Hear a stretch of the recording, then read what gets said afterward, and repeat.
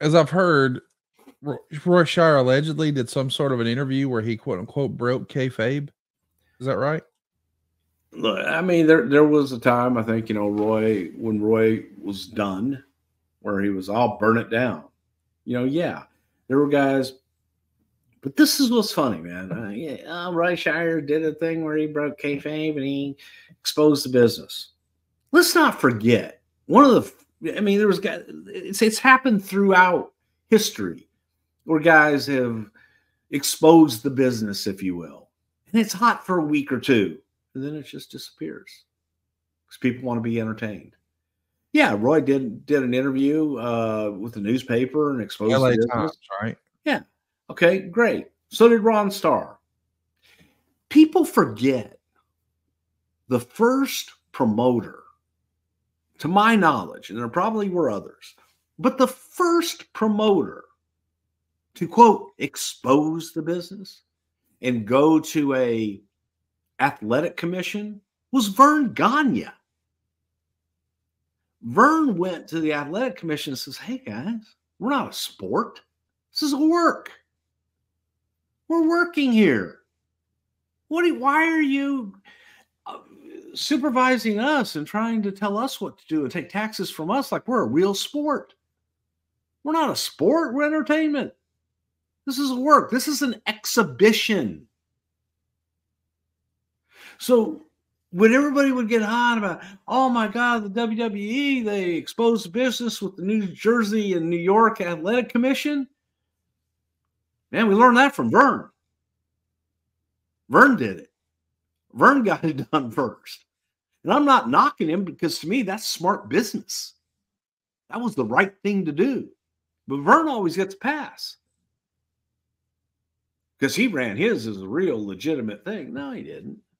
Man, he was smart. He went in and got the athletic commission to say, oh, yeah, well, I guess it is work. We know who's going to win and who's going to lose. Come on, guys. Be real. Are you that dumb? And that insulted the commission enough to go, no. The commission looked at it as if they did, it would expose them. Right. Because now they're overseeing a fixed contest. Really? Do you want to do that? So it was, I always thought that was genius. Some guys really were pissed off at Verne for doing that.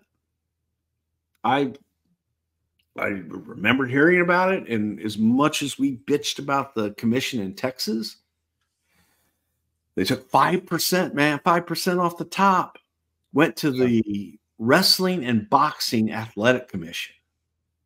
For what? You know what they did? They came in, collected contracts, counted tickets, and took their 5% and left. And maybe took blood pressure. What's that? Maybe took blood pressure. Well, no, the doctors took blood pressure. Yeah, I'm just saying, I've always thought that the commission states, I've heard wrestlers like years ago say, yeah, they just come in the locker room, watch us change clothes creepily, take a couple of guys' blood pressure, and then ask for autographs and pictures. It was a joke. Yes. And again, when you think about it, it's like there were guys that were too proud. Paul Bosch, man, one of them.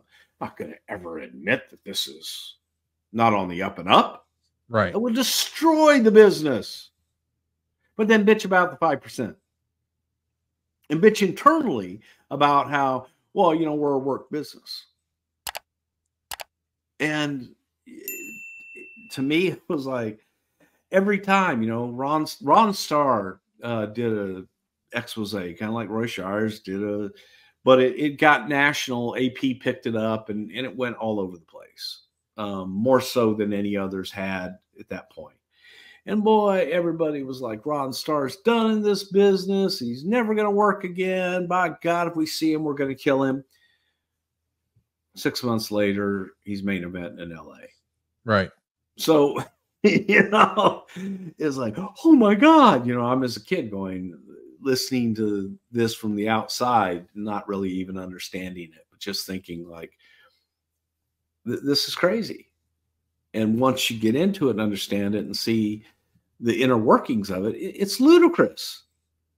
You have a government agency a government commission, athletic commission, that is taking your 5% off the top. And then for what? For what? What did they do? What did they offer? What protection did they give anybody? Nothing. Nothing. They sat in the locker room and drank a lot of times. Stu Hart is our next promoter we should talk about. Stampede Wrestling. This guy has a legit background. He's a shooter, if you will, and it becomes a wrestling family. He's got the Stampede Wrestling organization, and of course, he's got the infamous dungeon down in his basement. But he was, as much as we want to talk about different bookers today, when I think of Stu more often as a trainer than a booker. What say you? I think of Stu as an innovator and a promoter, and yes, definitely a trainer. But I think what was important about Stu Hart was, Stu's up in Calgary, and again, not in Calgary, but not someplace I'd want to live. Tough trips there. I mean, long. You got Red Deer, Saskatchewan, Saskatoon, just all those. Oh, brutal trips out of Calgary. I look at Stu as a great promoter. I look at Stu as a guy that ran a territory, and Stu booked it. Stu promoted it. Stu did it all. And whether he did it all because he was cheap or whether he did it all because he was smart, I'm going to go with the smart because of the way that he did it. And Stu would train guys. It was a training ground. If you had somebody that had some raw talent, and you look at some of the guys that came out of there, from superstar Billy Graham to the Junkyard Dog, Jake the Snake Roberts. And again, okay, you can't forget Brett and Owen Hart and all of the Harts that came out of there and that were just raw talent that Stu was able to take and work with, whether he took them in the dungeon to teach them, how to hook and how to shoot. That was Stu Hart. And Stu then gave them the ability to work every single night. Like I said, those were some tough trips to make, especially in the winter. But they made them, and they had steady work, and Stu paid steadily. And, I don't know how good of a payoff guy he was, but he was fair.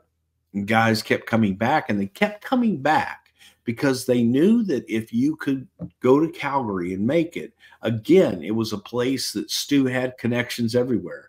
Usually the next place you'd talk about is Stu would pick up the phone and call the Funks and say, hey, I got this guy. He can come and maybe work for you down there, and I get the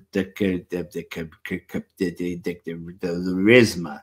And, an endorsement from Stu Hart Carried a lot of weight. But dude, you were made.